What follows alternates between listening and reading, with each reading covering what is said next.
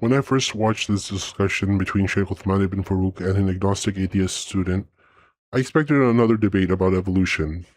Instead, I found something more interesting. Unlike many Muslim apologists, Sheikh Uthman spends very little time quoting the Quran or making theological arguments. Instead, he tries to undermine the naturalistic explanation for life itself. His basic message is simple: life is far too complex to have arisen without an intelligent creator. I have to admit I found this conversation more challenging than some of the others I've reacted to recently, not because I think it proves Islam, but because it attacks one of the foundations of my worldview, the idea that natural processes are capable of explaining the complexity we observe in biology. So rather than dismissing his arguments, I want to take them seriously. Let's begin by summarizing the conversation.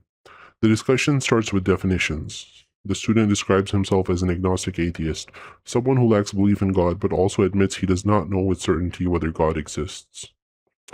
From there, Sheikh Uthman immediately asks where life came from. He argues that even the simplest living cell requires a minimum set of genes in order to survive and reproduce. If that is true, he asks, how could the very first living organism have emerged naturally? The student responds with ideas from abiogenesis research, chemical evolution, amino acids, early earth chemistry, and enormous spans of time. But he repeatedly admits he is not an expert and that science has not fully answered these questions. Sheikh Uthman then keeps pushing the discussion backwards. Where did the chemicals come from? Where did the molecules come from? Where did the planets come from? Where did the universe come from? Each answer simply leads to another question. The centerpiece of his argument comes through an analogy. He holds up a cell phone and asks the student whether he would believe that this phone simply evolved from grains of sand over trillions of years. Of course, the student says no. We recognize a phone as designed. Sheikh Uthman's conclusion is straightforward. If we infer design from a cell phone, why wouldn't we infer design from DNA, the human eye, or the human brain? He also questions whether random mutation and natural selection are sufficient to explain biological complexity before eventually turning to evidence for Muhammad, the splitting of the moon, and the reliability of Islamic historical reports. Overall, I thought it was a respectful and thoughtful conversation. Now let's talk about why I ultimately remain unconvinced. First, I don't think Sheikh Uthman demonstrated that abiogenesis is impossible. Science certainly has not solved the origin of life. That is one of the biggest unanswered questions in biology. But there is a huge difference between saying science hasn't solved this yet and saying therefore it cannot happen naturally. Researchers continue to investigate naturalistic explanations for the origin of life. They may ultimately succeed or they may fail. I honestly don't know. If tomorrow scientists announced that every naturalistic explanation had failed, I would absolutely reconsider my worldview. I wouldn't simply pretend nothing had happened. That would be important evidence. But notice where that would take me. Not to Islam, not even necessarily to theism. It would simply reopen the possibility that some kind of creator or creators might exist. And that's where I think the real philosophical question begins. Sheikh Uthman's central argument is that complexity points toward intelligence. But that immediately raises another question. Who designed the designer? Now, before Muslim viewers object, let me clarify. I'm not asking who created God, in the simplistic sense that often appears in internet debates. I'm asking something deeper.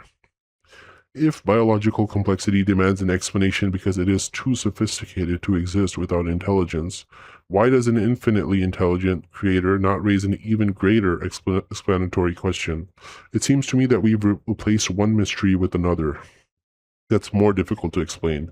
Imagine someone asked me how a smartphone works. Instead of explaining circuits, software, or engineering, I simply answered, an infinitely intelligent engineer made it. That doesn't actually explain the phone.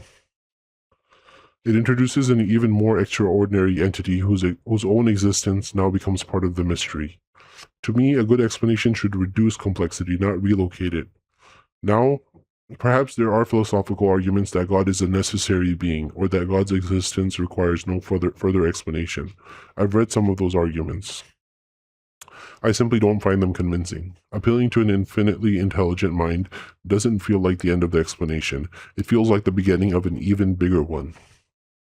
But suppose I'm completely wrong. Suppose Sheikh Uthman is right. Suppose biological complexity really does require an intelligent creator. We're still nowhere near Islam. Even if I granted every criticism of abiogenesis, even if I granted every criticism of evolution, even if I granted some creator probably exists, I would still have to ask, why Allah? Why not a deistic creator? Why not some unknown intelligence? Why not multiple creators? Why the God of the Quran? And after that comes an even bigger question, why Muhammad? These are entirely separate claims requiring their own evidence. This is where I think many discussions move too quickly. A creator does not automatically become Allah. Allah does not automatically validate the Quran. And the Quran does not automatically establish Muhammad as God's final messenger. Those are additional steps.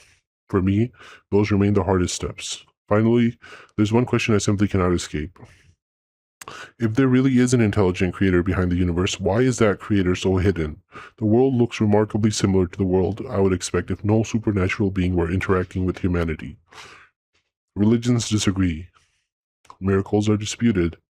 Ancient texts compete with one another. Billions of sincere people reach different conclusions. If an infinitely intelligent being wanted humanity to know him, I struggle to understand why his communication strategy looks so indirect. To me, that remains a far greater problem than explaining the chemistry of the first living cell. So after watching this debate, my conclusion hasn't changed. I agree that the origin of life remains one of science's greatest unanswered questions. I agree that biological complexity is astonishing. I agree that these are profound philosophical issues worthy of discussion. But I don't think replacing biological complexity with an infinitely intelligent designer actually solves the mystery. It simply moves the mystery one step higher. And if some creator exists, Islam still has all of its work ahead of it. Thank you for watching.